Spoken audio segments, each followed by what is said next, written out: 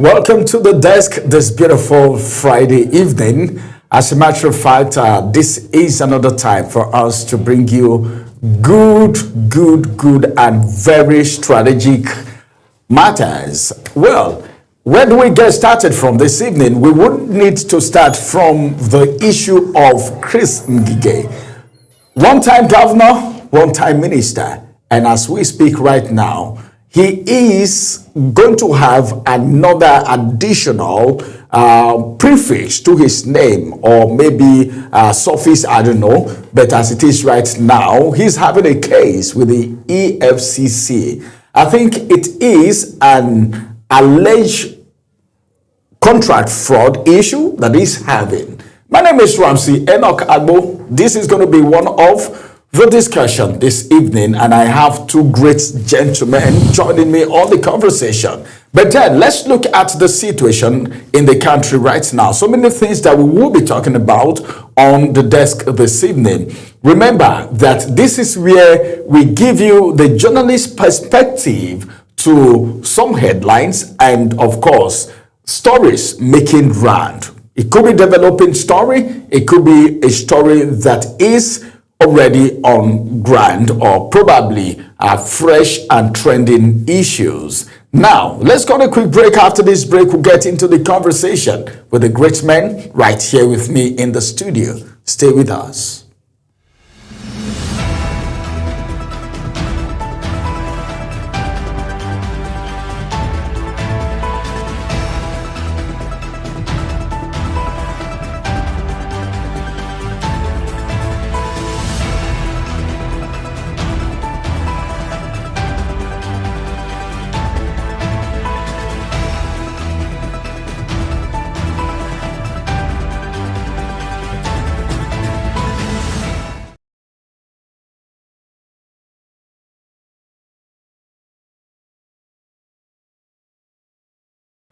Welcome back. It doesn't matter what you were yesterday, but what you are today and what you will be tomorrow is of a very paramount importance.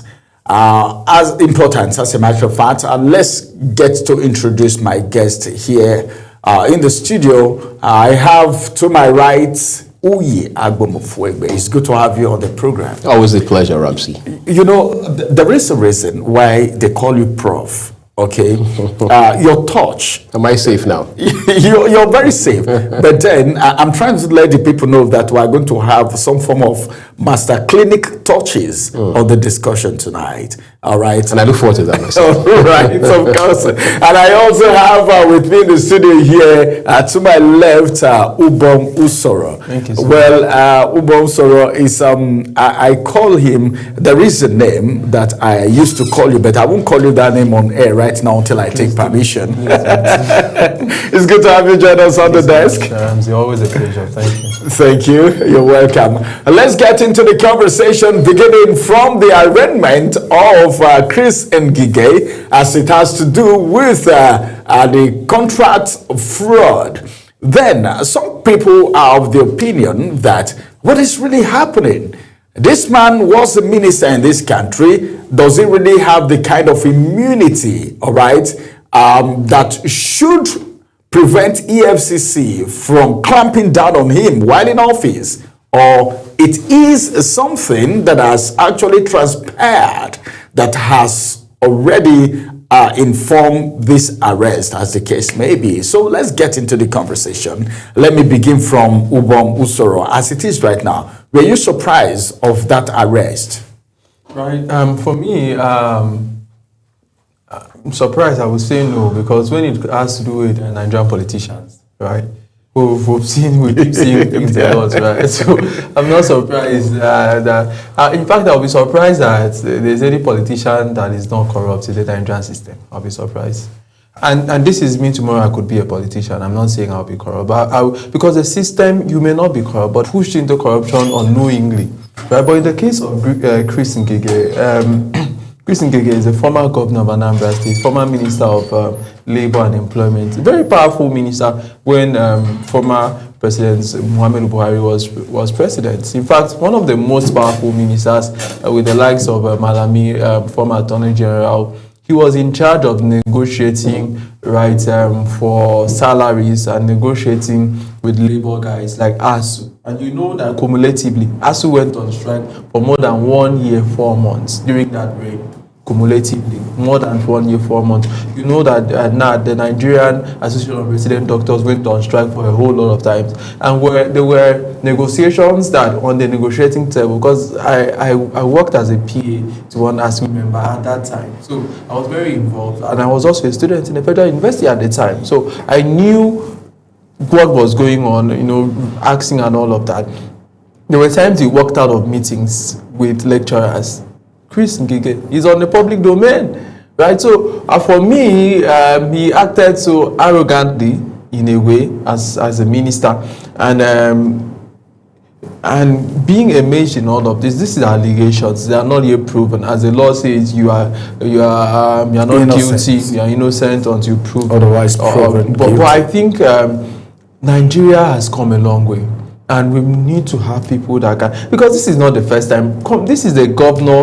When Chris Ngige was governor, there were a lot of allegations with the Oba brothers as to this was how we funded your election. You were supposed to get 50 million every month. You were supposed to pay to us. So it's been immersed in a lot of allegations over time. And there's something they say that to every rumor, there could be an iota of truth. For somebody who, when he was a governor in a way before he was removed eventually, was imaged with scandals about corruption, and now as a minister we are hearing that with the national NSITF, right, the amounts of monies and companies are being mentioned, right? So for me, I think it's a good one that the EFCC is waking up to its responsibility. You asked me a question, you said, why is it now? They say it's better late than never, right? We need... Ramsey, just think of it. I'll allow Mr. to come in now. Just think of it. If all of the monies that have been looted from Nigeria was invested in education, in healthcare, and in infrastructure, just think of how Nigeria would be. People loot Nigeria dry without conscience. They get into public office and they forget about just looting, getting kickbacks, and these are done. It's not about Ngige. It may be about Ngige today, but if you widen the scope of investigation, you'll be surprised as to how many people are ready to lose Nigeria dry. It is sad, but for me, EFCC thumbs up. Let it not be a media trial, because a lot of persons, White Lion, that's Yaya Bello, was tried on the media. At the end of the day, nobody's hearing a lot. There's been a lot of media trials, right? Let's have convictions at the end of the day if you are able to prove your case. All right, if you're able to prove your case, let's have all of that. Okay, let me get to Mr. Uyi now. As it is, he said something already. Usoro has indicted all politicians. Is there any politician that is not corrupt? I would even be surprised, according to him in his word, if some politicians are not being arrested or made to face the wrath of the law. Can we now say that this arrest, because of a truth, there are some politicians that have never been pointed for corruption. So we are not sure whether they are corrupt or not, because EFCC always show us who is corrupt and who is not a corrupt politician. Right. But in the case of Chris Ngige right now, the story reaching the media is that he's even in Kuje at the moment. Maybe it will be remanded or something. What do you think of this arrest now? He was a minister and he left. He stopped. I think the tenure expired not just recently. He had to leave office in May because, of course, he was interested in the presidency. In the presidency. Yes. Now, why in May now? of 2023. 2022, I should say. Okay, first of all, the argument or the conversation around which politician is corrupt, which is not corrupt, is neither here nor there. Well, of course, unless and until you advance facts to that effect. And naturally, the EFCC and other similar anti-graft agencies have the powers to do that in the eye of the law and what have you. But for today, I think the conversation sits right squarely on Dr. Chris Ngige, a man who has seen essentially a very, very significant amount of power. One, he had been a governor, even though it was short-lived for obvious reasons, as we know. And then he has also been a minister for upwards of 7 years, and a man who has been there, done that, as they say. So he has seen power in the private and public sectors. But now to this immediate issue of accusations or allegations leveled against him by the Economic and Financial Crimes Commission, it is a bit dramatic because you're looking at the timeline, all right? First off, the time window between when he was picked up, well, some people say it was not picked up, that's the operatives forced their way into his house. That is, again, not very consequential at this point. But then he got arrested, picked up, and then all of a sudden he got taken to court. Arraigned in High Court in Gwarinpa says, look, we've seen your bail application, but we can't discuss that today. We cannot look at that today until Monday. So in the meantime, you'll be remanded. And it's also interesting to learn that under circumstances such as this, in some cases, as we've seen, the court will say, well, on the basis of self-recognizance, or giving that, like we saw with Shore a few days ago, we can let you off, but you've got to report back to these courts on Monday. In the meantime, your travel documents, starting with your passport, would be handed over to the registrar of the court, and so on and so forth. So this happened at the speed of breeze, if you let me say that. So it's again a reminder of how that our system is porous. These are not issues around just Ngige. Ngige is just a symptom in the manner of speaking. There are deeper issues, all right? So why do we keep having cases of somebody leaving office and you can almost bet your life that the EFCC will come after them at some point for whatever reason?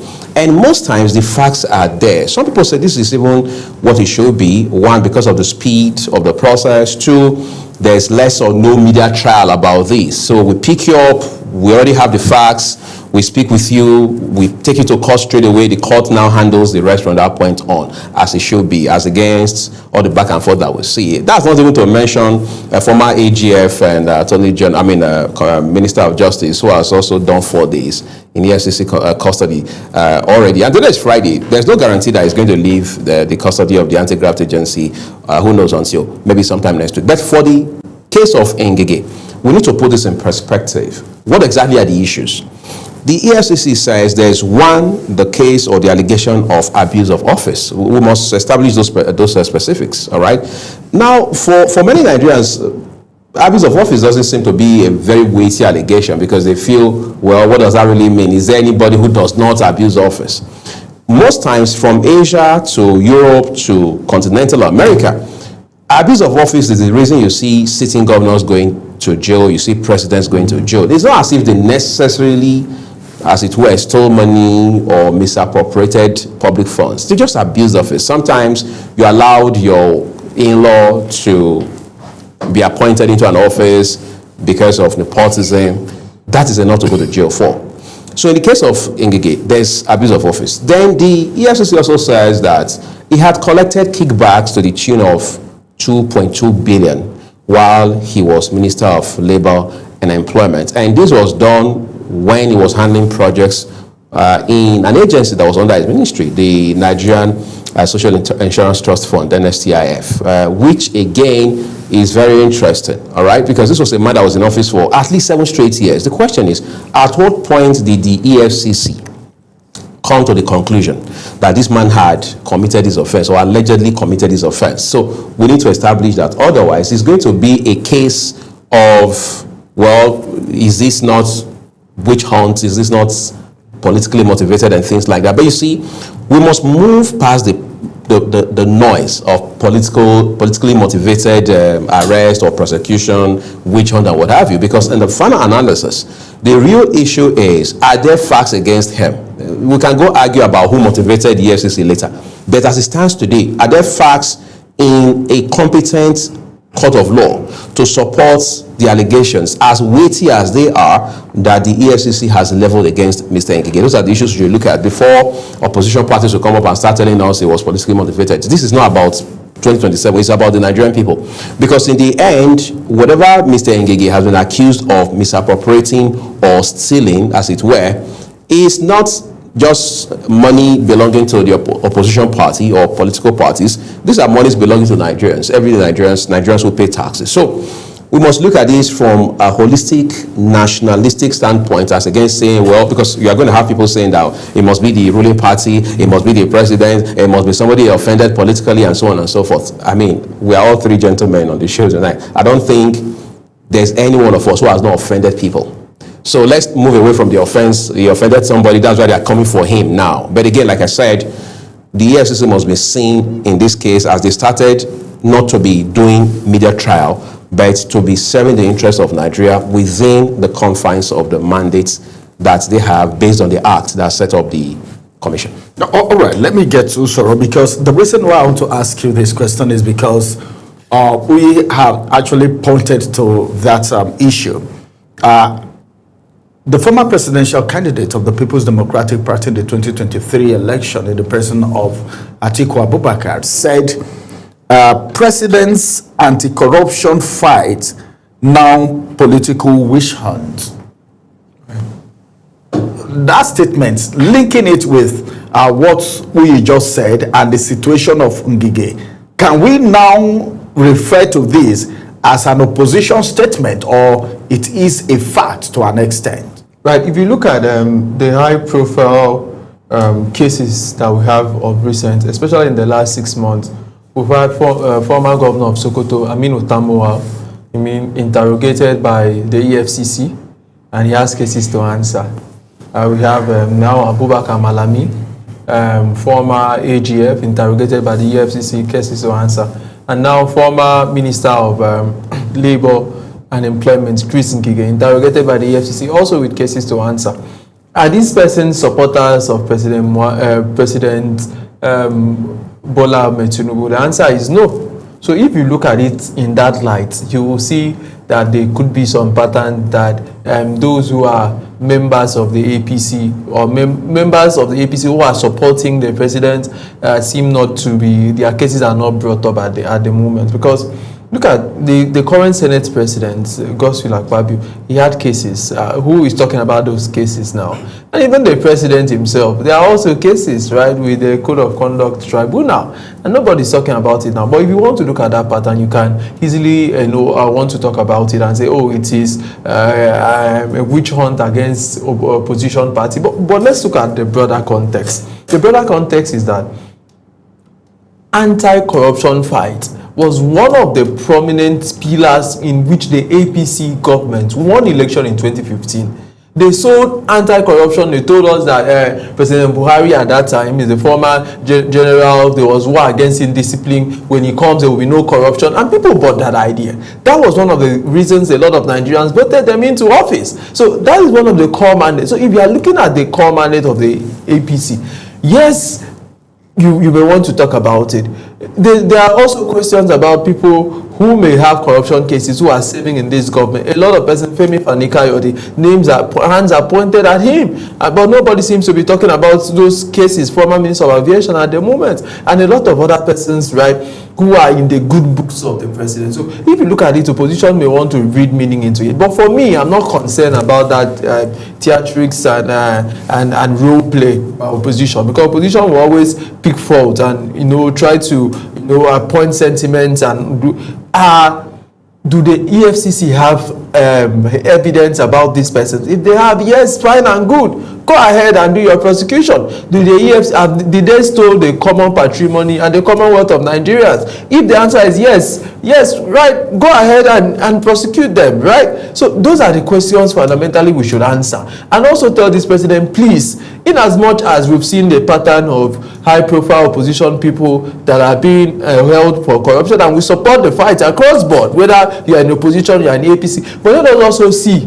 with people of your own party. I know they will point to Yahaya Bello and say, the White Lion was arrested, was prosecuted, but what is happening to that case at the moment? Former Imo State Governor Rochas Okorocha has cases to answer. At the time, the EFCC had allegations against him. What is happening to those cases at the moment? So these are cases Nigerians want to see come to a reasonable conclusion and not just stop for somewhere. If these cases, if there's a broad center approach towards fighting corruption like this, I spoke to a director general of one of the president support group, and he told me that what the president is doing is bringing he's trying to fight corruption institutionally by by bringing in measures where people can steal money. When you make it hard for people to steal money, there's no need to fight stealing money and all of that. But let's see things. Former Minister for Humanitarian Affairs, Betaidu, was suspended. Until today, there's been no closure. He was suspended. Another person was no message from the presidency as to what is happening. So when we live in a country where there is no closure like that, people can pick points and say, it is politically motivated. So the presidency has a lot to do. Let's see members of APC being prosecuted. Members people who are supporters of a president who have cases should also go ahead and answer those cases. Oh, all right. In other words, you are in tune with what Atiku Abubakar have said. Opposition will pick points. It's a good start, but let it be holistic. Let it be holistic. So now, let's go into this issue of corruption. Corruption is not something that you can say, okay, it is this political party alone that is corrupt, this other political party alone that is corrupt. But now, looking at people in governance now, what would you have to say about immunity in Nigeria? Is it overstressed, overvalued, held in high esteem, thereby covering some kind of shadows of corruption and ill practices? I think the word we should be looking for, Ramsey, is perhaps overrated, right? So I interact with lawyers a lot. I remember in 2017, I asked a lawyer on a show that focuses on law, and the judiciary said, do we need to expunge, as it were, immunity clause from our constitution, right? Maybe leaving it for only the president, exclusively for the president, and who knows, maybe the vice president, just those two offices, and then we expunge it for everyone else, including the governors.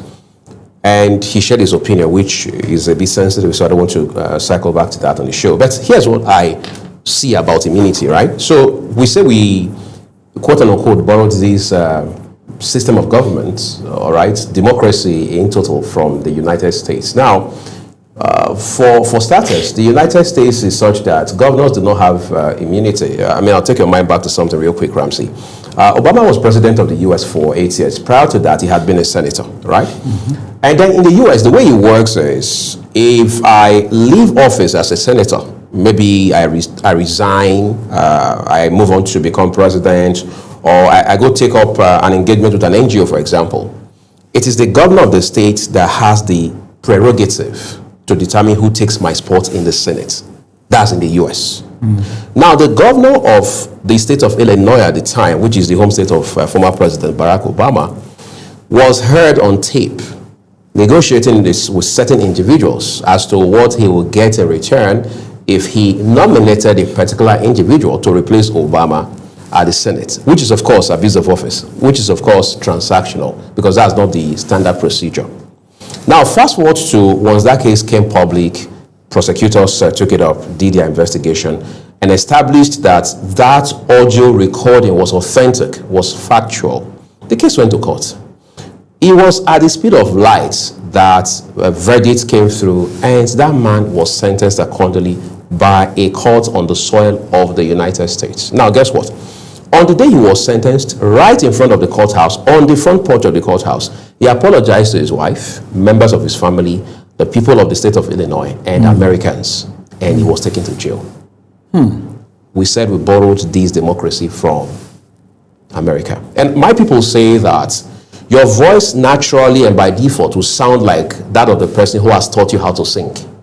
And that's why you hear things like, the guy sounds like Fela, the guy sounds like Sonny Ade, the guy sounds like Oyeka Owenu, blessed memory, because those were the people who mentored them, groomed them, trained them. So if you borrowed this democracy from America, if this system of government, this presidential system of government, was actually borrowed, or if you like, copied from the US, yes, we may not be able to model it 100%, but to a very, very listen all of this. In Nigeria today, once you become, in fact, I was joking with a few colleagues yesterday in the newsroom. I said, look, for what I've seen since 1999, right, it is very clear that if you become a governor, in 3 calendar weeks, there's a pretty good chance you'll be a billionaire. Now, don't ask me how that works. I don't have the mechanics of it. But it is what we have seen. Why is it like that? Governors, on account of the way the Constitution is structured, and largely so, I mean, well, sadly so, are more like emperors, all right? And that's why you see people literally worship governors, because governors want to be worshipped. So what do we do in a case where the EFCC, for example, has done an amazing work by way of due diligence and background checks, establishing that this particular governor of this particular state has committed a crime that is significant enough to be taken into custody, to be taken in for interrogation. But your hands are tied, whether you are EFCC or ICPC or the NFIU, because of immunity clause. And then by the time the governor leaves office, on that same day, for those who even manage to hand over in the morning, they're already on their way out of the country. We saw that with former governor of Anambra State, all right, Obiano. He was arrested at the airport on his way to the US, where he had been before he even became governor in the first instance. So how do we deconstruct our system? How do we do some sort of re-engineering, or if you like, just do some sort of backward system in such a way that we begin to look ourselves in the face and say, these are the problems we have. Because honestly, if you can't fix the fundamentals, everything else is just going to be pretense. Because at the end of the day, it is the Nigerian that loses. It is the taxpayer that loses. The monies the governors and all the politically exposed people are taking or alleged to have taken, these monies belong to Nigerians. So what do you do to check the system that makes it possible for public officers to fleece the country, fleece their states, fleece their local government? So instead of saying, let's wait for Umbong to steal money, let's wait for UI to misappropriate funds before we pick them up. Why don't you ask yourself, what are the factors driving this propensity? And then you fix those. For example, on a final note, and this is just an analogy. You have a child whose grades in school are plummeting. You say, well, I think we need to do something, right? Let's buy this child some yogurt, more eggs, more snacks. Let them look healthy, all right? And then let them take a few more vacations. Their grades will suddenly start spiking. Doesn't work like that. What do? You ask yourself, first off, is this child in the right school? Is this child getting the right training in school? Is this child mentally, emotionally, psychologically, and academically balanced? Does this child need extra lessons, maybe at home, or what you call home lessons? What do we need? Do we need to buy this child more textbooks? You say, no, it's egg and yogurt and snacks. That is misplacement of priorities. Peter Obi said something when there was this debate in 2019. Of course, you know, the presidential candidates had to debate, then the vice presidential candidates had to debate. It was Peter Obi and Professor Yemi Osinbajo, who at the time was already the vice president. Now, they were talking about this same issue of graft, corruption, and what have you.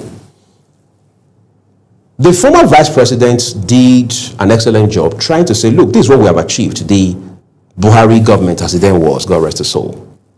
But Peter Obi made a point which was counter to that conventional thinking. He said, look, rather than spend resources, take time and pursue somebody who has already taken your item from your shop as a businessman.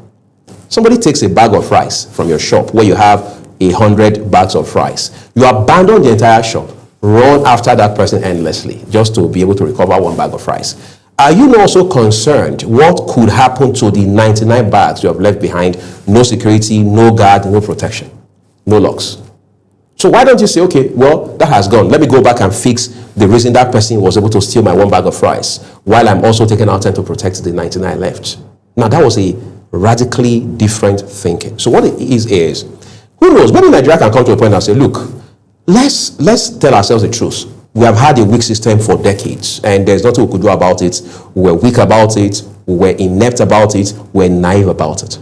But going forward, we want to put in place robust systems that will make it 10 times as hard for you to be able to just leave office as a governor after 4 or 8 years, and we are told that you stole 40 billion. How did it happen? Who were those that conspired with you, whether from the civil service or within the political class? I think that's what we need to get to now.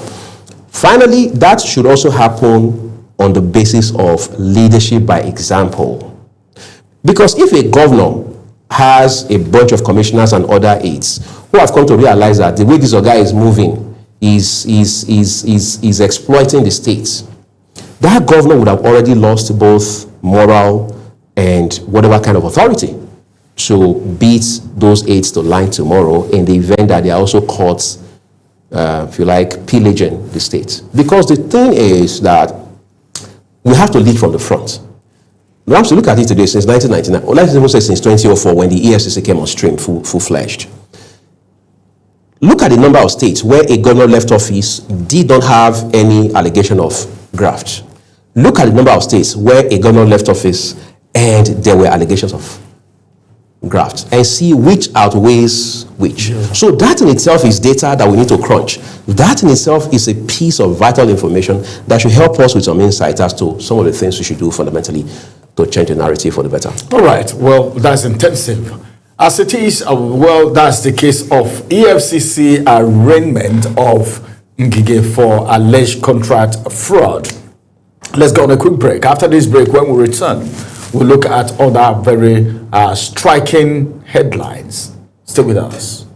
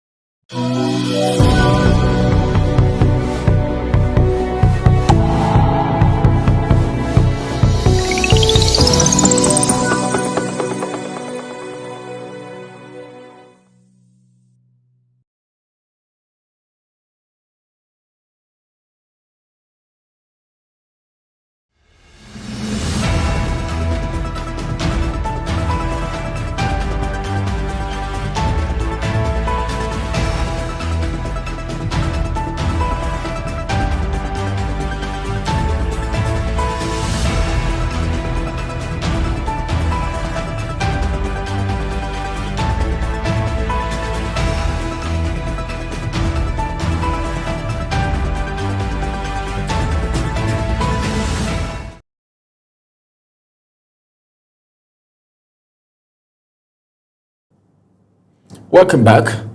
Let's get to talk about what happened at the National Assembly between yesterday and today, as it has to do with the taking off a bow by the ambassadorial nominees.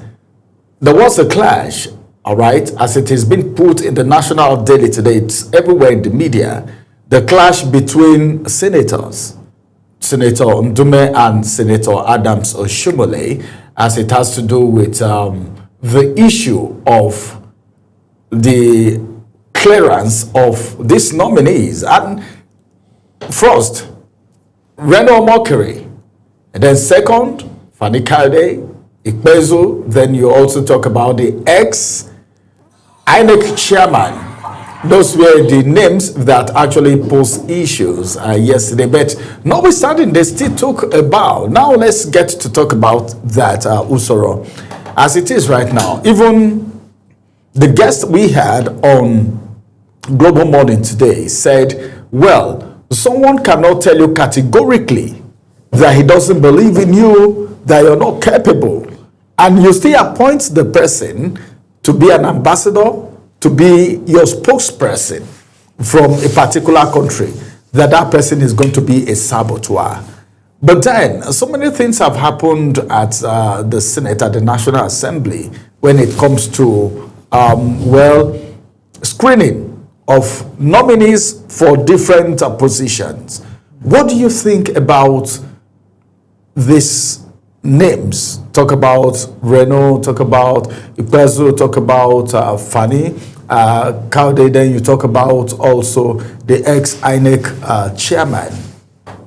All right, so Reno Omokri is a former, let me start with Reno. He's a former presidential aide. Yeah, he was aide to Goodluck Jonathan. And he's been nominated as one of the ambassadors to be, right? Designate. And he was screened by the Committee on Foreign Affairs You have Aline Dume in that particular committee. You have Adams Oshomole, and you have a whole of other senators. And during the screening, we saw Aline Dume, who told Reno to take a bow and leave. And Adams was like, no, let's ask him questions. There are questions for him to answer. And it led to a confrontation with Adams Oshomole telling Aline Dume, I've been a governor before. When governors are talking, you should listen. And Aline Dume said, you are a governor, but you were struggling to come to house. You know how you struggled. And sincerely, he struggled. He almost lost that election, Adams Oshomole. But can we stop being like this? What are the issues? I know that Reno Omokri is not loved by a lot of Nigerians, especially people who may not be supporting APC. Because Reno Omokri at the time was loved by these same persons. Follow the trend so that you understand how Nigerians can turn on you. Reno Omokri at the time was a spokesperson to Atiku Abubakar in the 2023 general elections, right? And he supported Atiku with Daniel Bwala to the latter. And you know Reno is a very intelligent person. You can't take that away from him. He's an intelligent person. When he comes into your camp, everybody wants him in their camp. If Reno Omokri today is supporting, let's say maybe Labour Party or maybe supporting ADC, most of the persons or some of the persons that are criticizing him today will hail him as a messiah because he knows how to make news. He knows how to get into your thick skin. He knows how to bring out arguments, whether it is factual or not factual. He knows how to keep records. He brings a lot of things to the table. So when it comes to information dissemination, he has proven himself over time that he knows the job. And there is no team you want to go on, and he will be rejected. Just look at, for instance, people say Daniel Bwala, he's been appointed as the head for president. Reno Omokri gets close to the president. If Reno Omokri wants to work with Peter Obi, will Peter Obi not want to work with him? Will El-Rufai not want to work with him? There's none of them that will not want to work with him because he's an asset. We can argue about how he goes about doing his job. Those are moral ethics. You could argue, but we are not in a CRK class. We call it a job. Of course, media information is a job. How he goes about doing his media consultancy. We can argue about the modus operandi, but we are not in a religious, it's not a CRK class or it's not a Quran class that are teaching morals. It's politics and you have to win. And what do you bring people that knows their job, right? So Reno Omokri knows this job and he's been doing it. So when he now, the same Reno Omokri that said a lot of things about President Tinubu, he led a campaign in the US, he led campaign in the UK, Tinubu is a fraud, is related to a fraudster, he has done this, when he now turned and now started supporting Tinubu, a lot of those persons were just left hanging. I don't know if you have followed somebody and you think you are following him to the promised land. When they followed Moreno, I don't know, just got somewhere and say, this journey, I'm not going on it again. You see, this anti-Tinubu journey, it's not Reno and you people. And he turned and supported Tinubu. And so since then, a vast majority of Reno's fans are no longer in support of him. So they feel he has betrayed them, and they now come back because the same Reno that was saying a lot of things is the same Reno countering them facts by facts. When they say Tinubu did not graduate from school, Reno took the pains and went to Chicago State University and did live interviews and interviewed classmates of this same president and said, this is the man that went to school, he has the fact. So he was able to burst that bubble that the president went to. Whether he graduated is what we don't know, but there's a yearbook that he went into school and it was proven. Right, so when they now saw it, they saw it and say, oh, Reno, you know. But basically, what are the issues? I've not really seen any issue. In fact, Reno has been wearing Made in Nigeria since over 5 years now. He wears Ashoke. Only materials are made in Nigeria, and he said it on social media. He's been so proud about it. He buys from Kanu, that is somebody that is patriotic. That's somebody that speaks to the nation, right? So for me, what I just saw was political people that don't like you because of your political stand.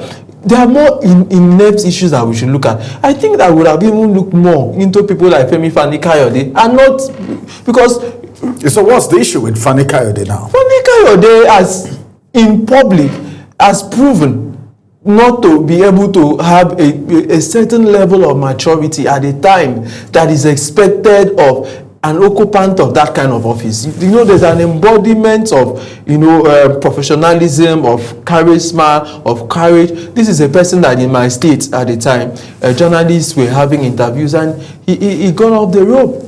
Right? Remember, and told I'm a man of short fuse. He said that, but I could understand that it could be a moral error because, like my colleague once said, are we now counting a litany of sins? But he may have repented. He like may you have talked repented, about, my brother. Like you talked about Reno. Yes, he may have repented. So it's because since then we've not seen him in such a. He has not gone to that kind of media. He has not been. So those are character issues we have looked at, but he may have repented at the moment, and you can't judge. And I think he knows his job now. He saw his mistakes, and who are we to judge him? He apologized. He apologized, yes, and we went to, after Nigerians are very good in forgiving. We forgave and we allowed it to go. So going into, I just felt, let me just say about the senators. You know, the Senate and the House of Assembly is where you see drama.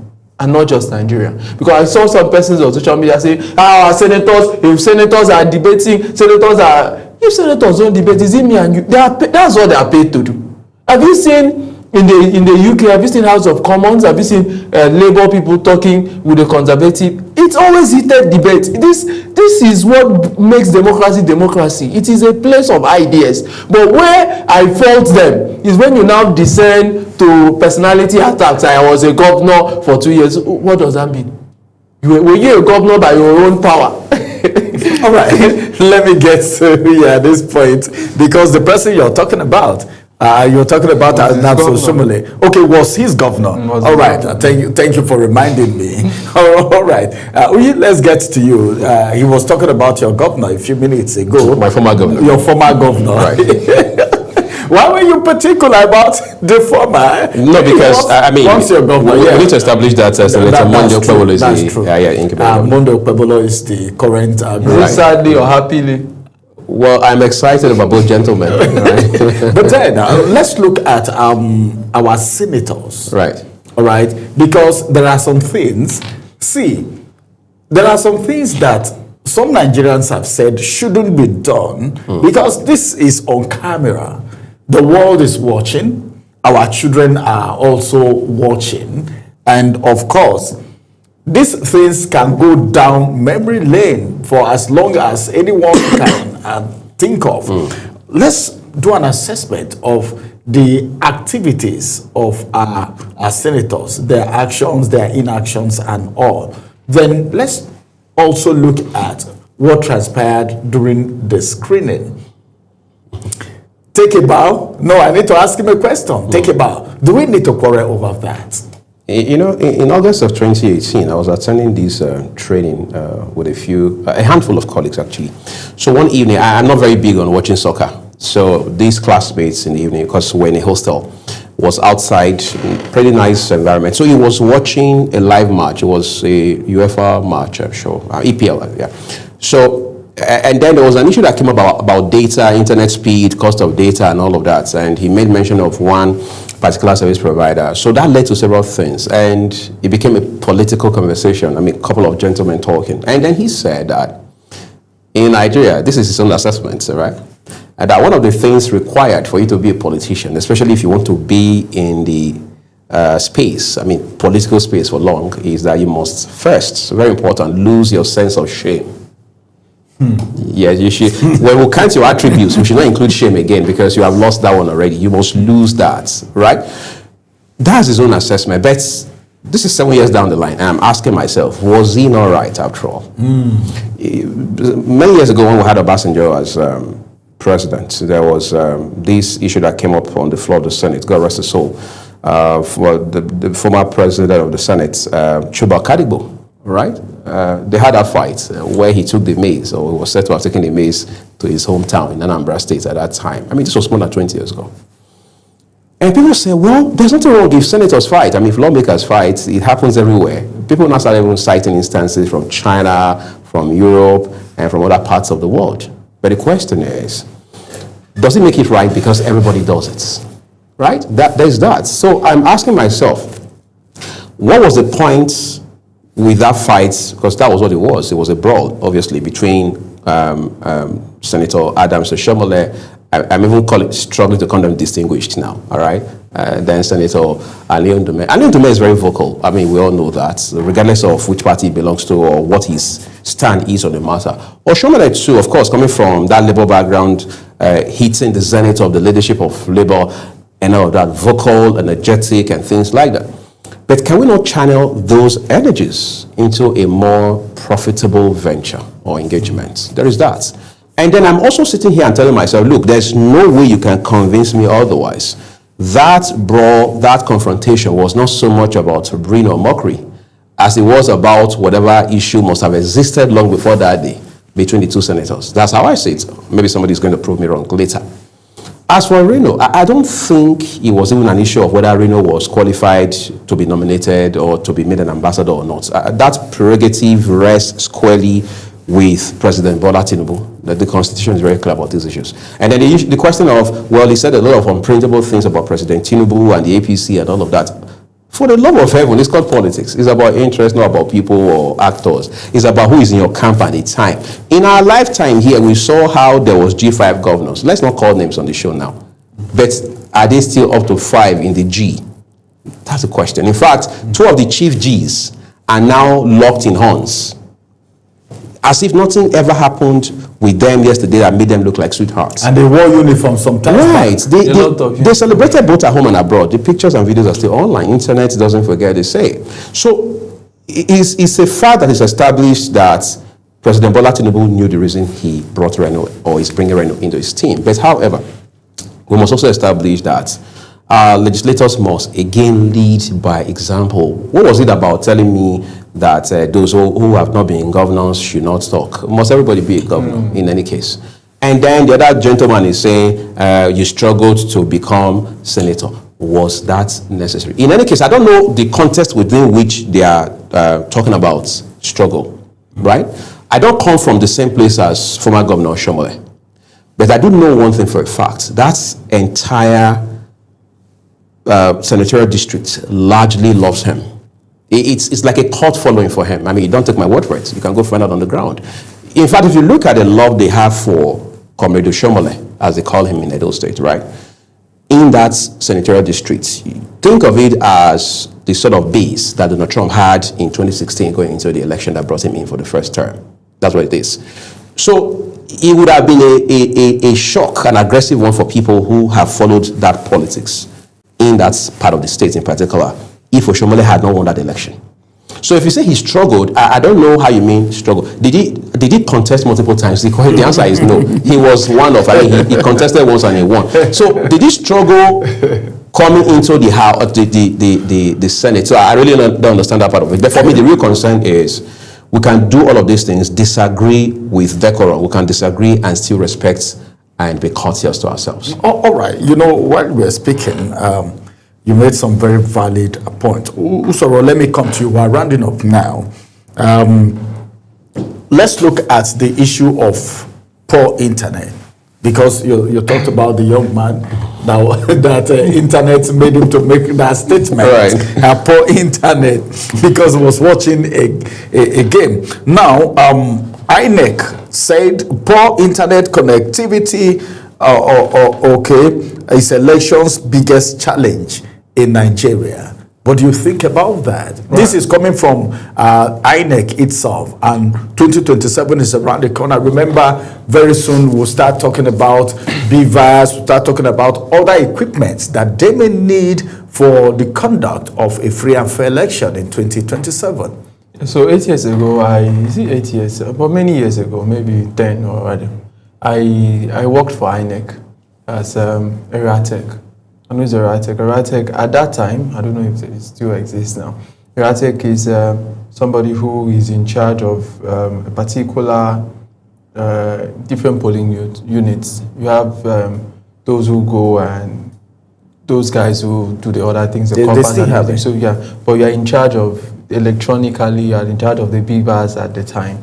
And one of the issues we had at that time was that some places you will not have network to send the result. So we had to finish elections, do the tabulation, key it in, and sometimes take it to the place in Calabar, take it to the office in Calabar where you can sit down and now, send it online. And you and myself and you know that between that period, at that time, that's many years ago, anything could have been manipulated if there's anybody that has a criminal mindset, right? So internet has always been an issue, and it's been an issue. One would have thought that in these many years that we've had internet connectivity in Nigeria, would have proceeded, provide 4G coming, how many Gs, but even the 4G is still looking as if the 2G that we're using, nothing really significant that I've seen, right? Except maybe some people will go to mention Elon Musk company. I don't want to mention the company because we're now advertising them, and mention other companies that have come in. But how is that very affordable for the common Nigerian, right? But we still have internet issues, and I think just of recent, before I came in, one of my colleagues mentioned one of the service provider who's been here for a long time, told us everywhere you go, you see them, but their services are still struggling. All right, just hold it there, because everywhere you go, people already know where everywhere you go. I don't know. When you talk about everywhere you go and you talk about pride, Nigerians will identify with it. Okay, when you say pride, something with pride. All right, let's talk about this now. But you notice I was silent the whole time. Yes, I can see. Internet, should that be a major concern for INEC? Can that, all right, be handled? If really it's going to be a problem to our election in 2027? INEC is already crying out. Okay, let's do this. We're rounding up. Yeah, real quick. You see, the thing is, I side squarely with Professor Josh Amokbito with this INEC-related issue, this internet-related issue, because we saw that in 2019, going into the election that brought in the government of former President Muhammadu Buhari in for a second term, it was a conversation on the floor of the Senate to say, look, can we not have electronic voting as a system? Entrench it, make it constitutional, all right? It was a conversation. There were those who said it's possible. This is many years into a new millennium and all of that. There were those who also said, look, we don't have internet penetration across the country, so it's going to be problematic and what have you. But the question is, even if you do not have widespread internet access or penetration, what are the causes? Can we not handle those causes? Can we not deal with those issues? Is number one question. In the US, again, where we borrowed this democracy from, there's something called early voting. So you vote electronically, you vote by mail. Can we not also look at those options? All of these things are about willpower. The president just said a few days ago, withdraw all the policemen attached to VIPs, and we have already seen action in that regard. So it's the willpower, it's the courage to do what is right by Nigerians. That's what it is. As for internet, as of today, we say we have 5G. Yes, I've been here long enough. I've used GPRS, I've used 2G, I've used 3G, I've used 4G, I've used 5G, which is the most recent. But the question is, what is the cost of internet? We have to look at that. Then what is the infrastructure like as it stands today? What are we doing to scale? Is it not a shame that a few years ago, as of 2016, even Facebook said, look, we have a mandate, to have a goal, all right, to deepen internet penetration, not just in Nigeria, but across Africa. And they even listed a few states, countries that were going to be used as pilot cases. So to that extent, what Professor Amokbito should do now is not just to have this conversation on TV or on newspaper pages, but we must now ask ourselves, what is the strategy brief? What is the action plan we are going to pursue? All right, thank you very much, Uyi, for joining us on the program this Always evening. A delight, Ramsey. Thank you, Ubon Usoro, for joining us on the program. This is how much time would allow us on the program tonight. As it is, well, we'll keep our fingers crossed. We'll update you as the stories are developing. We'll talk about it. And have a beautiful time ahead of you. My name is Ramsey Enoch Agbo. Bye-bye for now.